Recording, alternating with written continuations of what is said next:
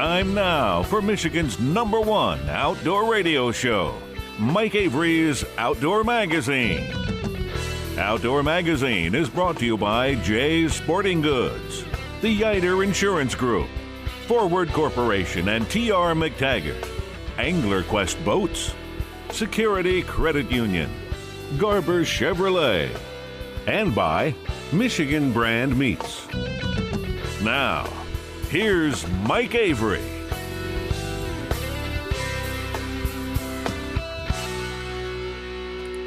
Well, thank you, Ken Hunter, for that introduction, and welcome to another edition of the Outdoor Magazine show right here on the Outdoor Magazine Radio Network. My name is Mike Avery. Glad to have you along with us. Oh, as we celebrate this history and tradition of the outdoor lifestyle, hunting and fishing and shooting and trapping and just getting outside in God's creation, getting away from COVID, getting away from masks, getting away from social distancing. And this year, we are seeing a renewed interest in the outdoors, and that is certainly one great thing to come out of a bad year. License sales are up. More people are getting back into hunting and fishing than we have seen in years. So that is very, very good. Now, will this continue into the future? We have no way. I mean, the interest in the outdoors, we have no way of knowing.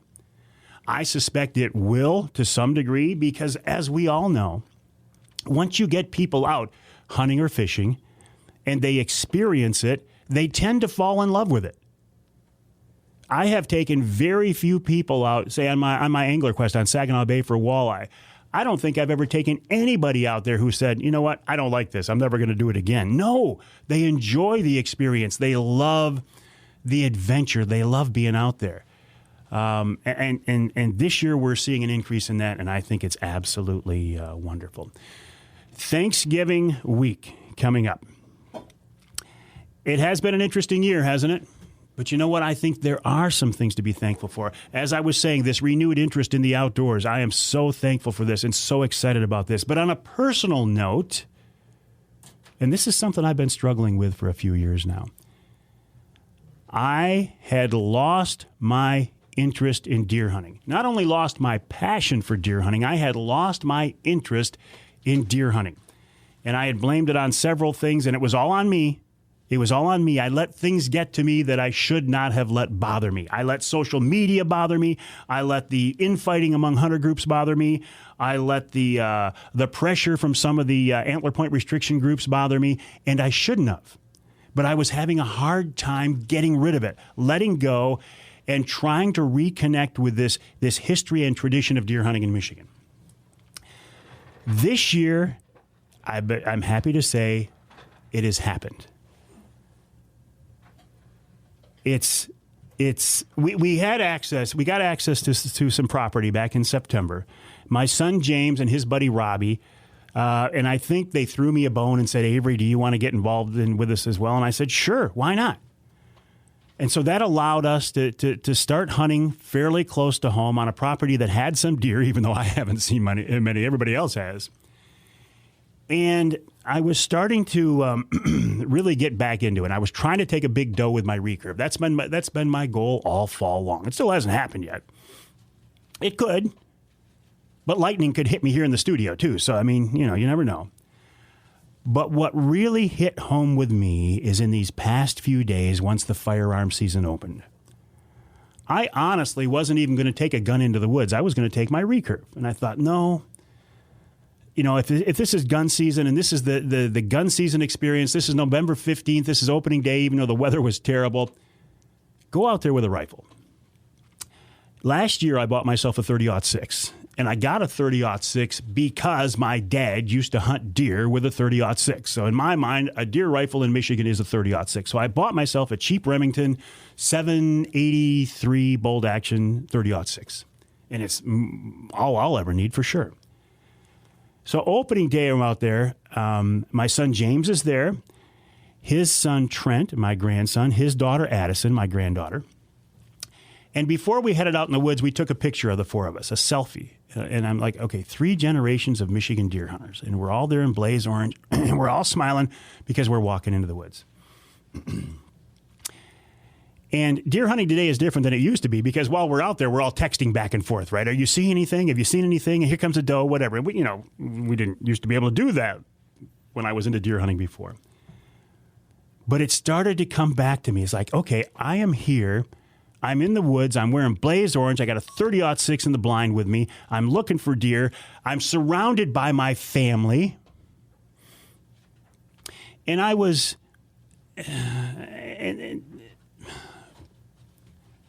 November 17th, 2 days after the opening day of deer season, was the 4th anniversary of my dad's passing.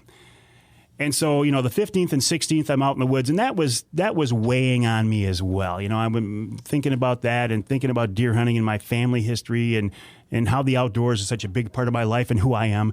And to be able to be back out there and reconnect with this all and have my family out there, I'm telling you, I got goosebumps just thinking about it. It was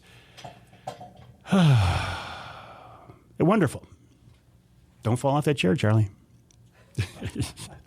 Charlie was reaching way over. Don't fall off the chair, Charlie. Charlie Root here in the studio with me, doing a wonderful job, as always. That's your kudos early this week, Charlie. So I'm a pretty happy guy. Even with all the bad things going on in the world right now, I have found something to find joy in. And wouldn't you know it, it's deer hunting in Michigan. Is my passion, am I out there trying to shoot a big buck? No. Trent, my grandson, shot a huge doe opening night, and this is when it started to come to me too. He shot this big doe. The 4 of us are out there tracking this doe, and it felt right. It felt like the right thing to be doing. It felt like a good thing to be doing, and it was the 4 of us out there looking for this doe, and it all started to come back to me. We find the doe. I take pictures of Trent over this big, beautiful doe. Everybody's smiling. They're going to take it to the processor the next day. We go out in the woods the next day. James shoots a great, big-bodied half-rack, probably a 3.5-year-old buck. So we got to recover that and drag it out, and, well, they did most of the dragging. That's one of the advantages of being the old guy in the crew. You can sit back and shine the flashlight ahead of them.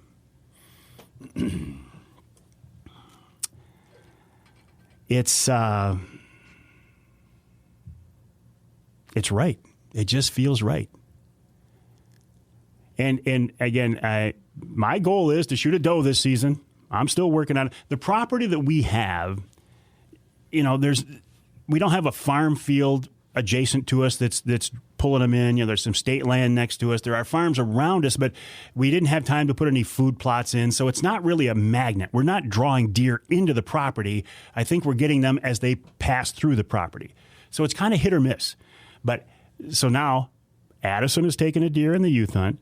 Trent took a big doe on opening day. James shot a real nice buck on the 16th. My grandson Carter shot a big doe with his crossbow earlier on. So now they're all looking at me. The pressure's on. And you know me. If I don't shoot a deer, I'm not going to lose any sleep over it. But I'm thinking if a big doe walks in front of me, I am going to shoot her. I am. And it feels good. By the way, Carter, on this venison, we took the meat to Michigan Brand, my friends over at Michigan Brand, and had some burger made up, and then we had jerky. No, we had summer sausage, jerky, and hunter sticks. And Carter's very, very excited about that. And so am I, Carter, because I'm bringing it over to you, buddy. But you might be missing a pack of jerky when it shows up on your door, okay? I'm just saying. Oh, so I'm feeling good. I'm feeling good for reconnecting with part of my past, part of my family history. I'm seeing it passed down now to future generations. That makes me feel good.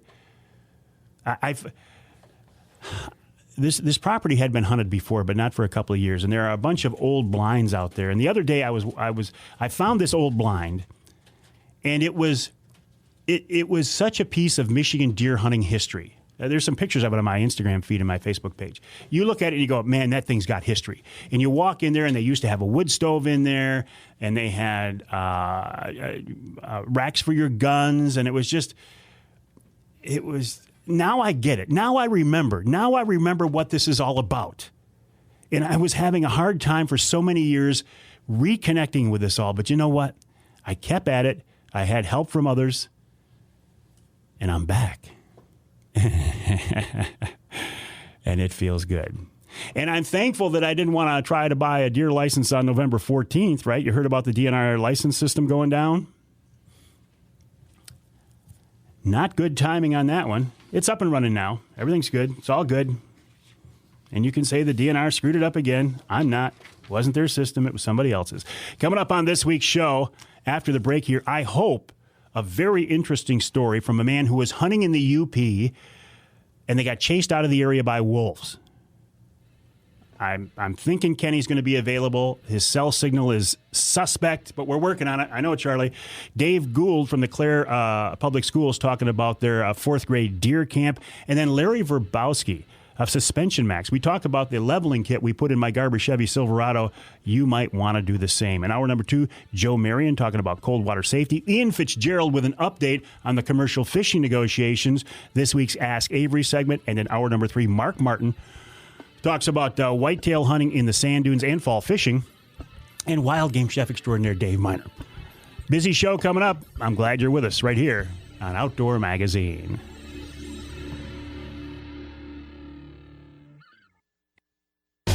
Ground blinds are a great option for hunters. They're safe, protect you from the weather, and they hide your movements. And the new see-through blinds take ground hunting to the next level because you can see out, but the game can't see in. Until now, you've had to pay a lot of money for that feature, but not anymore. Primal Tree Stand's new Wraith 270 see-through blind is just $200 if you go to outdoorpregame.com and use the promo code Mike20. The Wraith 270 features 270 degrees of visibility, silent slide windows, and it weighs just 16 pounds. It's lighter and less expensive than the competition. To get yours at the discounted price, go to the website outdoorpregame.com. That's outdoorpregame.com and use the promo code Mike20. That'll drop the price to just $200. Again, go to outdoorpregame.com, use the promo code Mike20, and you can get a new Wraith 270 see-through blind for just $200.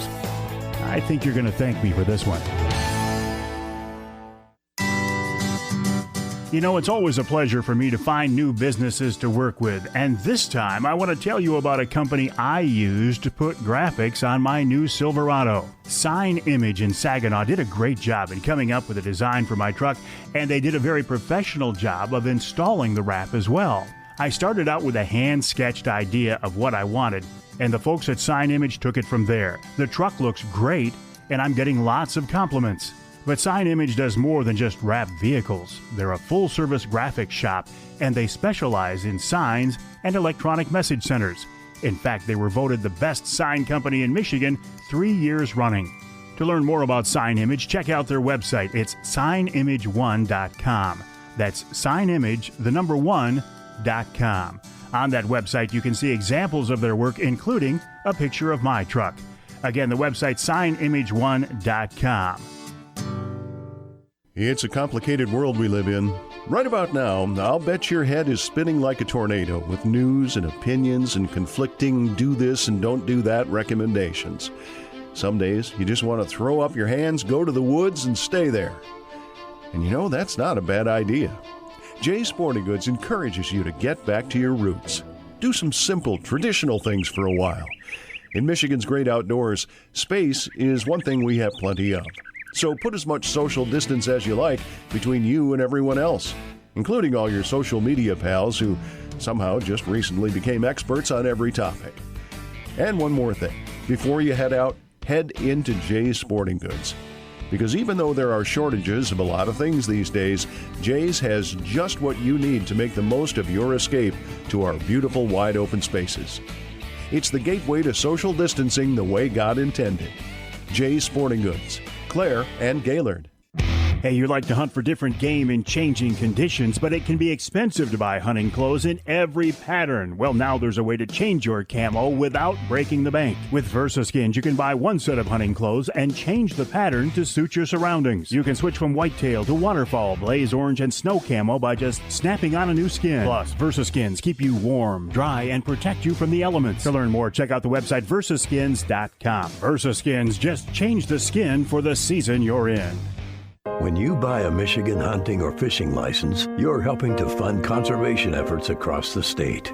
The majority of funding for taking care of Michigan's fish and wildlife comes from you, hunters and anglers, not state taxes. So on behalf of the Michigan Wildlife Council, we'd like to thank you for your part in ensuring that Michigan's hunting and fishing heritage will be here for generations. Learn how the Michigan Wildlife Council promotes the role of hunting and fishing at hereformioutdoors.org.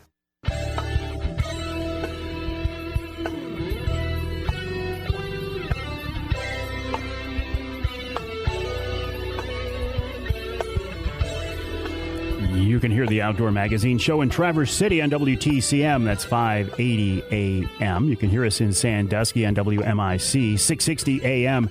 And you can hear us north of the bridge in Iron Mountain on WMIQ 1450 AM. This segment of Outdoor Magazine is brought to you by Boning Archery. Boning Archery, Michigan-based company. You know I love that. Next year, they're celebrating 75 years in the archery industry. What a tremendous accomplishment that is.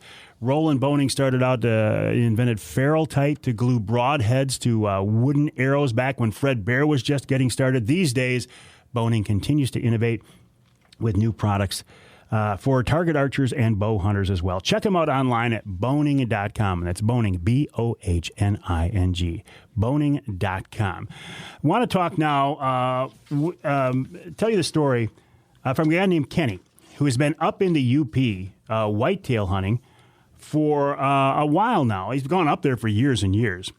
And he said he had an interesting experience with some wolves, and I want to hear more about that. Kenny, welcome to the show. How are you? I'm good. Cold. It's cold out here. Hey, listen, how long, you're up there with your brother. When did you guys go up? How long have you been up there hunting? We got up here Thursday, and we'll stay until after Thanksgiving. What are you seeing? What's it look like? Just a cabin that we ran over here off Lake Gogebic. No, but how's the hunting? Have you seen any deer? Actually, no. When I saw the wolves the other day, we had set up down south 10 or 15 miles from where we had normally hunted. But anyway, we're driving back in about 6 miles on the trek and found a nice place to set up our blinds for opening day. And it's like 6 miles in, 6 miles out. For 2 days, it didn't really dawn on us, but we didn't see any fresh tracks. And then come opening morning, I'm sitting down at 6, usually sit from 6 to 6. And about 7:50, I see Brown running towards me. Oh, yeah, okay, great. Here come the deer. Yeah. And then they get about 20 yards out in front of me, and these aren't deer, these are wolves. They stopped behind a couple of cedar trees, and they stood there. And watching, and I don't even need binocs. I mean, these are, you could throw a stone, hit them. But so I step out of my blind, and 3 of the wolves went back going west, but 2 of them actually walked towards me, and they passed on both sides of me about 20 foot away. Ooh. It was pretty intense.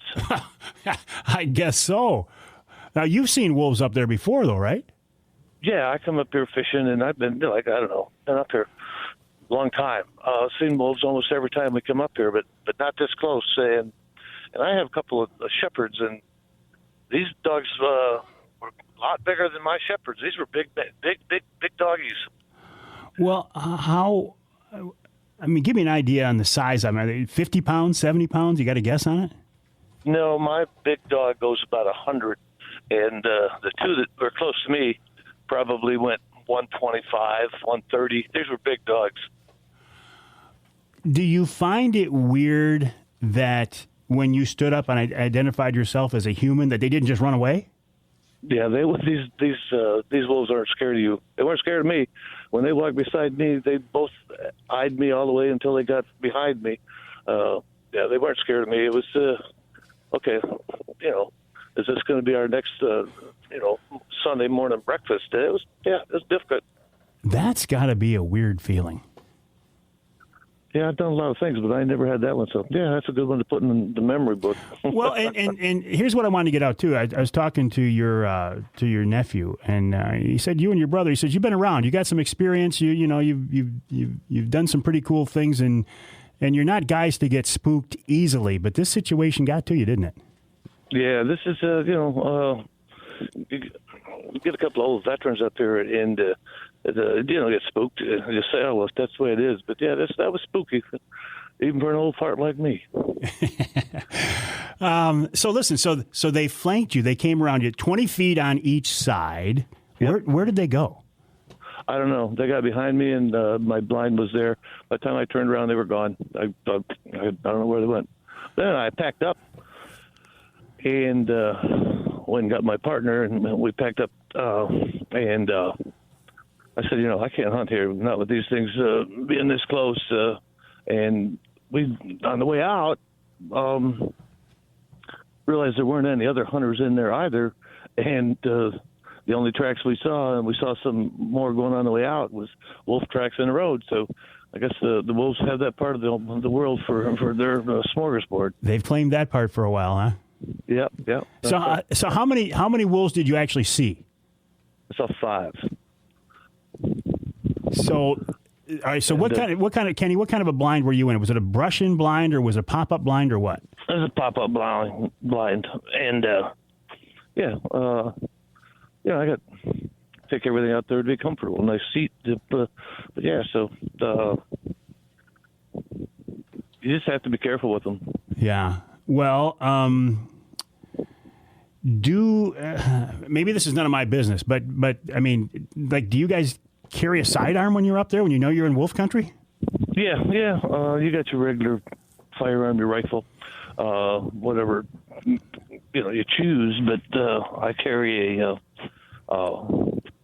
Smith 357, and I've been shooting this gun for a long time. And that probably would have come in handy if they would have got any closer the other day. Man, well, 20 feet's pretty close, Larry. You Kenny? It is. I know how fast dogs are. 20 feet. They can cover that in a matter of a second. So when the two came around you, where were the other 3? Pardon me?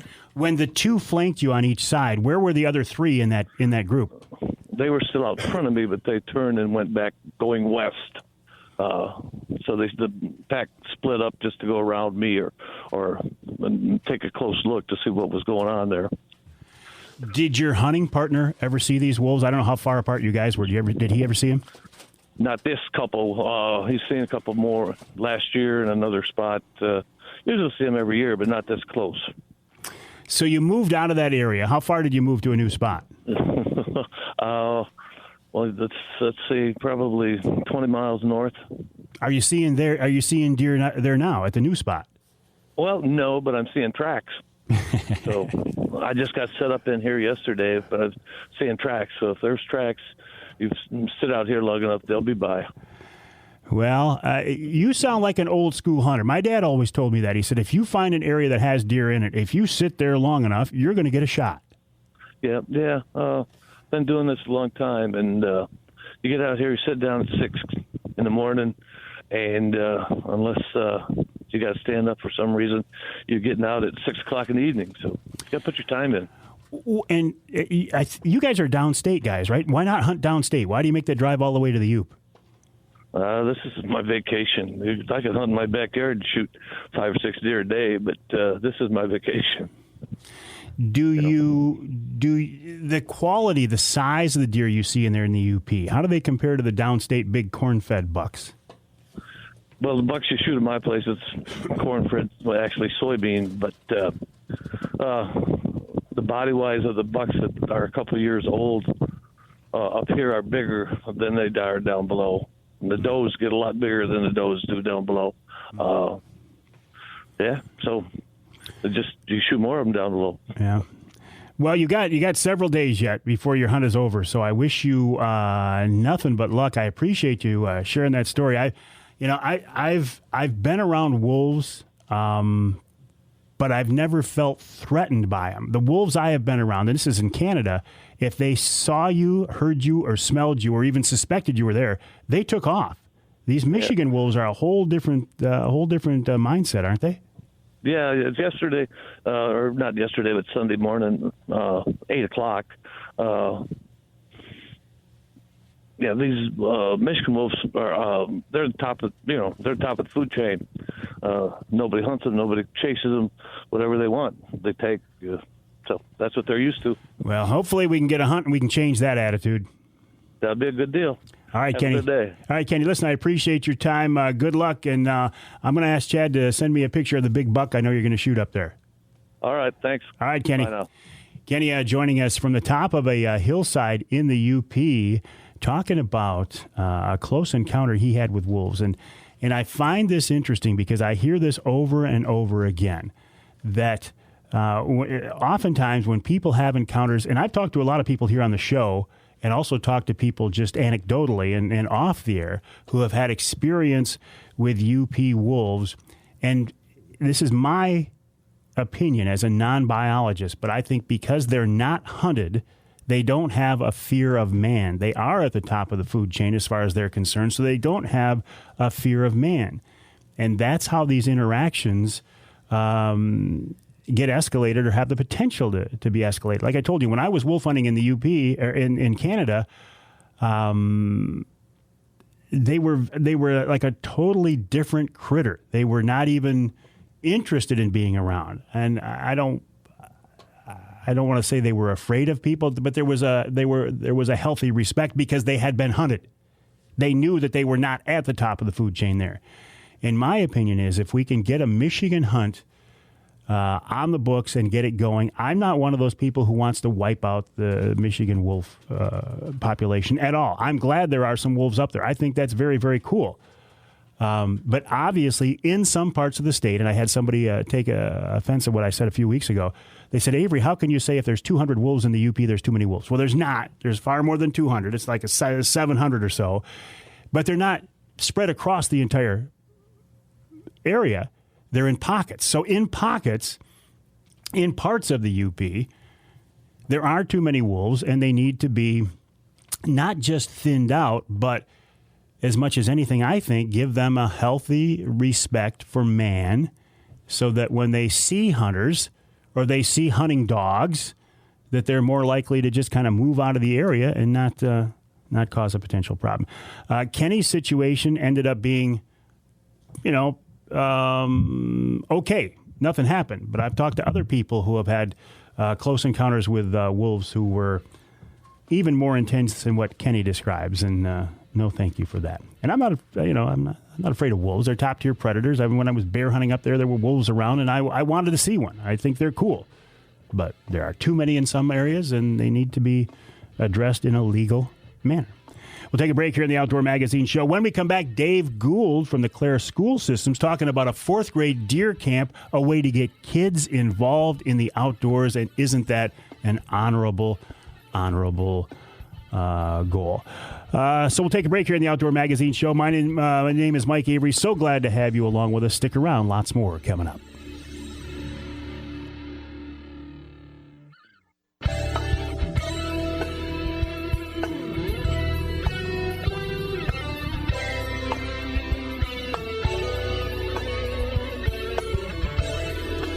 You can hear the Outdoor Magazine show in Alpena on WZTK. That's 105.7 FM. You can hear us in Lansing on WILS 1320 AM.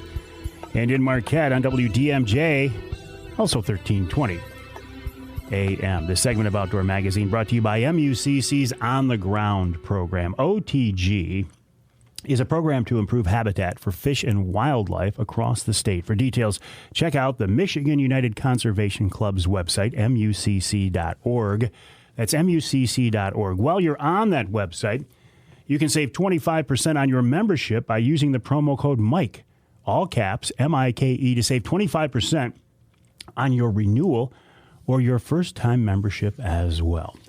Last week, I was recording a Jay's Sporting Goods podcast, and I found the topic to be very, very interesting and wanted to follow up here on the radio show. It was about a couple of teachers in the Clare public school system, fourth grade teachers, and they've got a deer camp that they've put together. Well, they call it a deer camp, but it's a way to get kids involved in the outdoors and teach them about the outdoors, stewardship, hunting, and just our place in the natural world. Dave Gould is one of those teachers, and he's talking to us now from the classroom. I think he told the kids to be quiet for a few minutes.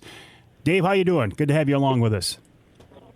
Doing great, Mike. Thanks for having me here. Hey, listen, tell me a little bit about, we had this conversation before, but this is a different audience. Tell me about your deer camp concept. Well, Jason Cook and I kind of put this together about 8 years ago. And it's just, we wanted to get kids more involved in the outdoors.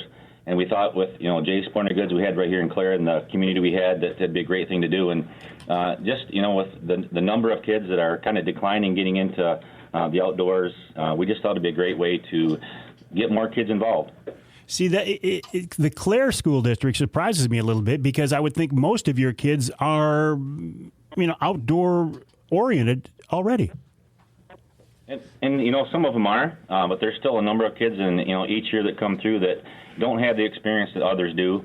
And it's a privilege to be able to get those kids to even be exposed to more outdoor activities and hopefully get them, outside and doing things. Well, and the program has been so successful now, it's spread to other schools. You've partnered with Jay's, you've partnered with the DNR, and other school systems, maybe some more urban systems even, can take advantage of this, right?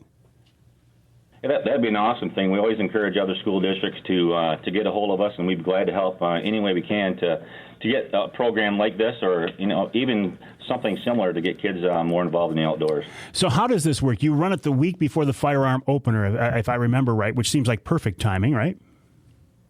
Yeah, usually we try to get it that week before. It's kind of tough with getting the DNR and they're busy. It's kind of we work around their schedule usually, but try to get just before that. So it's a perfect time to get the kids thinking about the outdoors, and it's kind of about whitetail deer hunting, but it's way more than that. It's about stewardship and just getting the kids involved. When we talked before, that word stewardship came up many times. Tell me more about that. Well, we focus on, what the kids can do in their lifetime to, kind of make the outdoors and the world a better place, taking care of the environment, reducing, reusing, recycling, any of those aspects that's going to help create a better environment for us and for, habitat and the organisms that we have around Clare and the world. Well, and in a non-COVID year, this deer camp kind of takes on a whole community feel, right? I mean, you bring in a lot of people from the outside, and it becomes a celebration.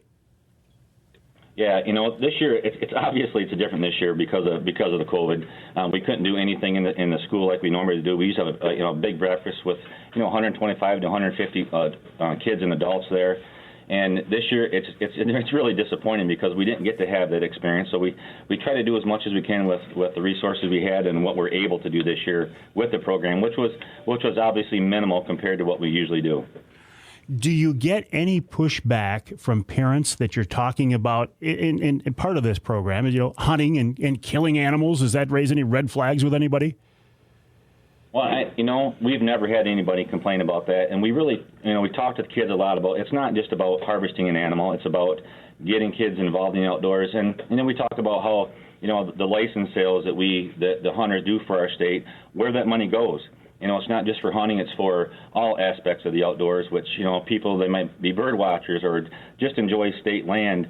A lot of that money goes to finance those things that everybody can use.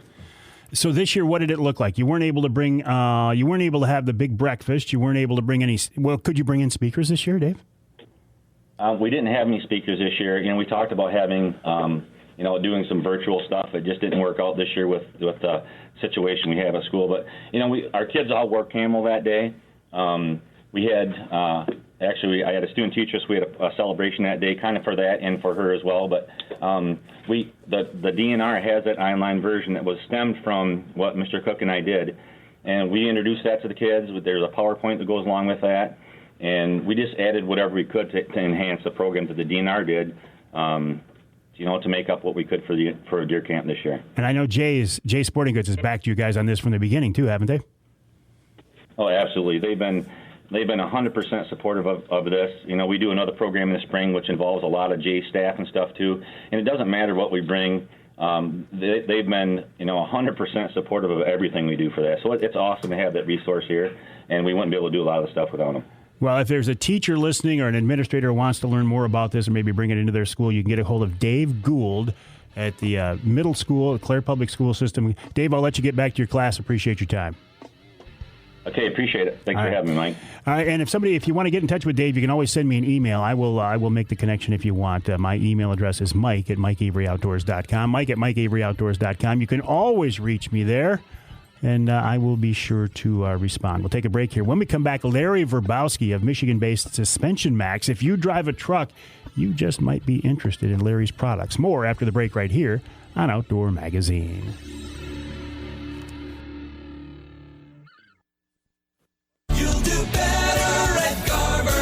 At Garber Chevrolet in Midland, Saginaw, Linwood, Caro, and now Chesaning. We're better for a reason. Like Garber's low price guarantee. Get incredible everyday low prices on a new Chevy Equinox, Silverado, Traverse, or Trax. Think you found a better deal somewhere else? Bring it to us, and we will beat it. Getting more options and choices is always better. And Garber's combined inventory is the Great Lakes Bay region's largest selection of new Chevrolets. Browse online at GarberChevrolet.com. Then use our Buy From Home feature to purchase entirely online. And Garber Chevrolet's customer service is in a class of its own. We always put your needs first. Better prices, better selection. There's a reason why you'll do better at Garber Chevrolet in Midland, Saginaw, Linwood, Caro, and now Chesaning. Home of the low price guarantee. Online at GarberChevrolet.com. Chevy, find new roads. You'll do better at Garber. Have you tried the Mike Avery Hunter Sticks from Michigan Brand Meats?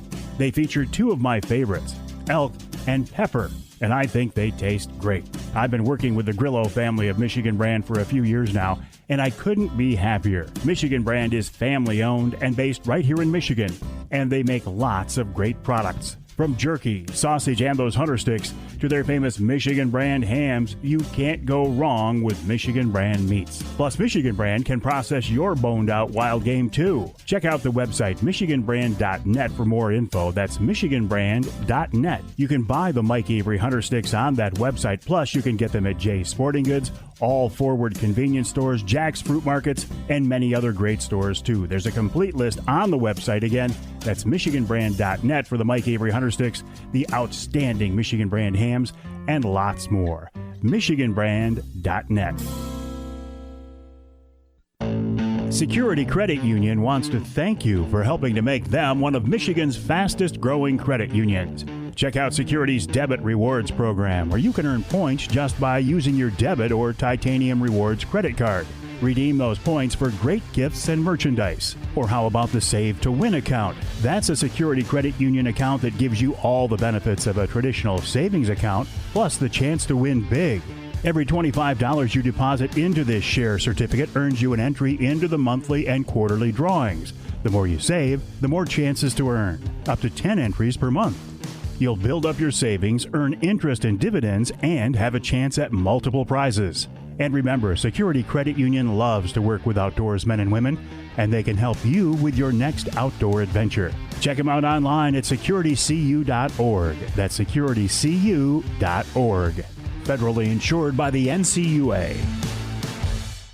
The folks at Yider Insurance Group know you have lots of money invested in your hunting and fishing gear, and they want you to be protected. The Yider family has been in the insurance business for more than 75 years, and they build a reputation for taking great care of their customers. As a full-service agency featuring auto owners insurance, Yider can insure your fishing and hunting gear, your boat, snowmobile, ATV, and trailer, just about everything you depend on for your outdoor adventures. Yider also specializes in protecting outdoor-related businesses, From fishing guides to shooting ranges, anything for the great outdoors. The folks at Yider can help you because they're hunters and anglers themselves, and they know what we need from an insurance company. For more info, go to their website, huntingandfishinginsurance.com. That's huntingandfishinginsurance.com. Or call them toll free at 800-975-6473. I trust the Yider Group and auto owners for all my insurance needs. Because with Yider and auto owners, you've got friends in the outdoor insurance business.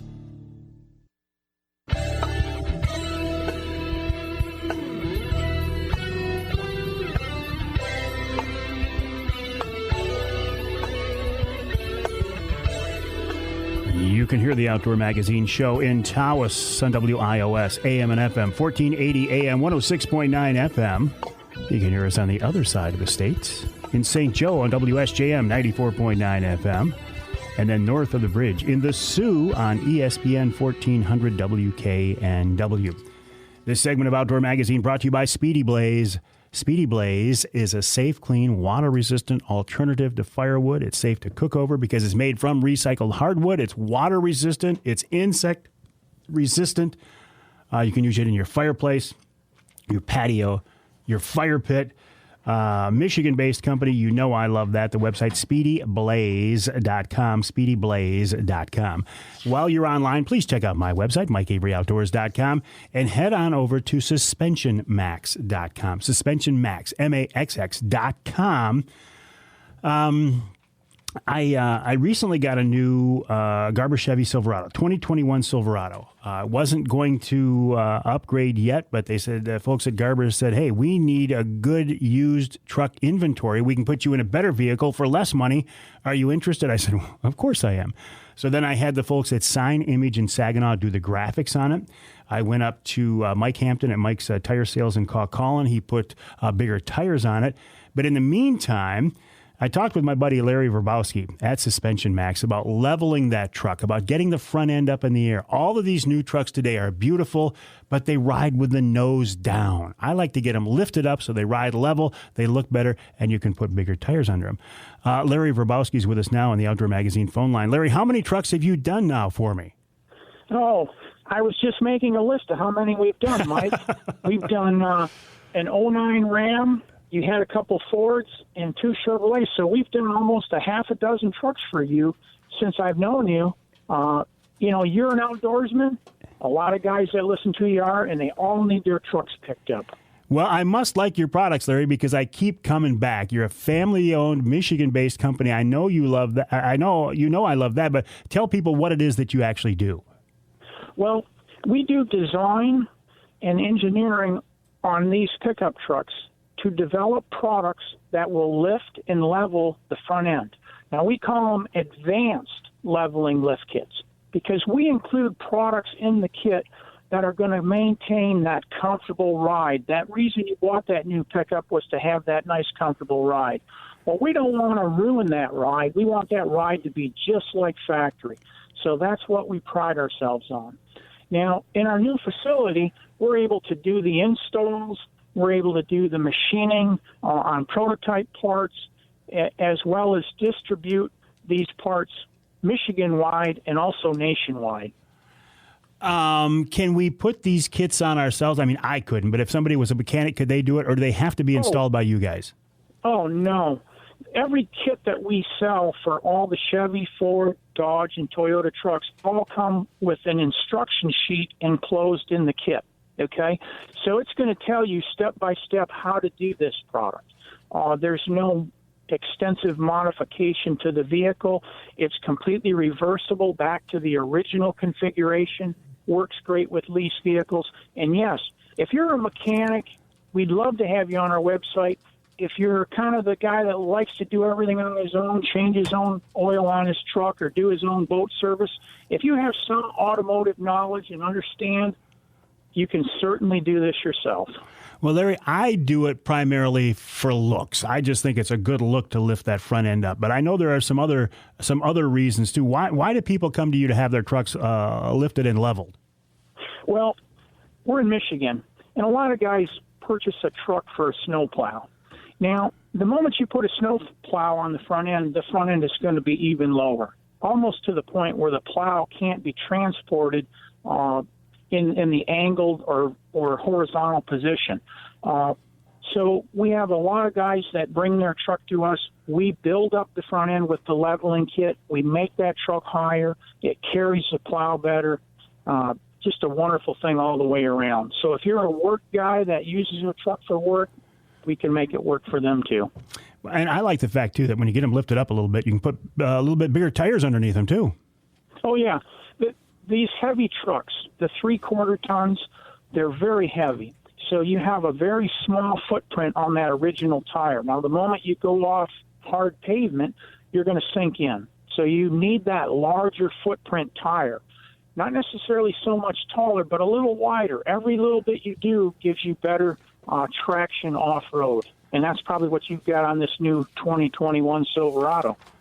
Yeah, Mike put some 295 60R20s on it, and I like them a lot. So, Larry, the website, suspensionmax.com, people can get in touch with you through there. Your main shop is in Bay City, but don't you have dealers and installers across the state? Oh, yeah. If you go on our website and you look for dealers, okay, you can click on that. It'll open up a little page where you can type in your zip code, and your zip code is going to search dealers or installers near you. Now, that's not only Michigan, it's Indiana, Ohio, Illinois, all across the country. But we do have our biggest footprint right here in Michigan. Well, Larry, I tell you guys do a great job. That's why I keep coming back to you. Thanks for working with me. The website, suspensionmax.com, M-A-X-X, suspensionmax.com. Go to my Facebook page or Instagram account, and you can see pictures of my truck. It looks great. Thank you to Sign Image.